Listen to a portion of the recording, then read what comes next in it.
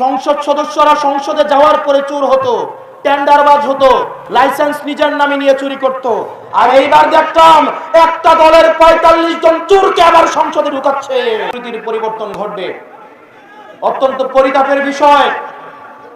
আমরা দেখলাম গত পরশুদিন ১০ দলীয় ঐক্যবদ্ধ জোটের আমাদের এক প্রার্থী, এক নারী বোন যখন ভোটের জন্য বাড়ি বাড়ি যাচ্ছিলেন, তখন একটা দলের একজন কর্মী এই গর্ভবতী মায়েকে পেটে লাথি দেয়। যারা এই সুবর্ণচরে গৃহবধূকে গণধর্ষণ করে ধানের শীষে ভোট দেওয়ার জন্য, আবার আজকে ইতিহাসের কি করুণ পরিণতি, ক্ষমতা না যাইতেই আজকে এক সন্তান সম্ভব মায়েকে পেটের মধ্যে লাথি দিয়ে অসুস্থ করে ফেলে। রাউফলবাসী আমরা দেখতে পাচ্ছি বিভিন্নভাবে রাজনৈতিক হুমকি ধামকি দেওয়া হচ্ছে, কেন্দ্র দখলের প্রস্তুতি নেওয়া হচ্ছে। অনেকেই বলছে নির্বাচনটা যাক, নির্বাচন গেলে নাকি আমাদের অবস্থা দেখে নিবে। অনেকেই বলে বাড়ি থেকে প্রয়োজনে ব্যালট ছাপায় নিয়ে নাকি ভোট দিবে। এই তরুণ প্রজন্ম কি বসে থাকবে?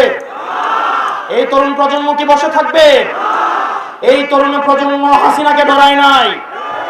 এই তরুণ প্রজন্ম হাসিনার এই যে কামাল পেট্রোলকে 2 টাকার দাম দেয় নাই।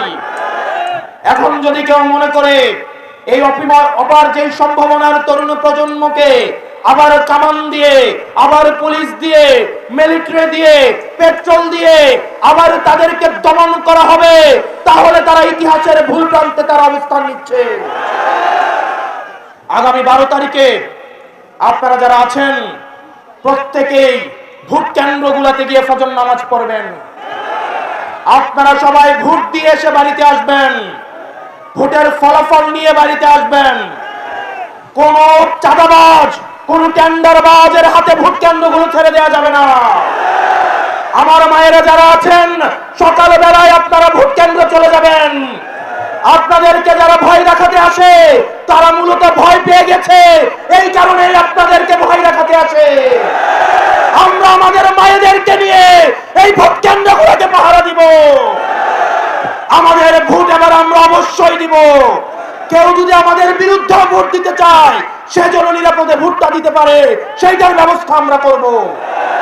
প্রিয় রাউফলবাসী, এই তরুণ প্রজন্মের রক্তকে বারবার ব্যবহার করে শাসক গোষ্ঠী বারবার ক্ষমতায় গিয়েছে। এই তরুণ প্রজন্মের রক্ত, এই রক্ত মাখা ক্ষমতা, রক্ত মাখা গদি এই শাসক প্রজন্মের অনেক পছন্দের। আমরা এতদিন শুধু রক্ত দিয়েছি, এখন থেকে আমরা পলিসি নির্ধারণে অংশগ্রহণ করব। অতীতে যেটা হতো, সংসদে গিয়ে মানুষ চুরি করত, সংসদ সদস্যরা সংসদে যাওয়ার পরে চোর হতো, টেন্ডারবাজ হতো, লাইসেন্স নিজের নামে নিয়ে চুরি করত। আর এইবার দেখলাম একটা দলের ৪৫ জন চোরকে আবার সংসদে ঢুকাচ্ছে। সংসদে যাওয়ার আগেই তারা ডাকাত হয়ে যাচ্ছে। আবার ইলেকশন কমিশন হেসে হেসে বলছে মনে কষ্ট নিয়ে তাদেরকে যেতে দিলাম।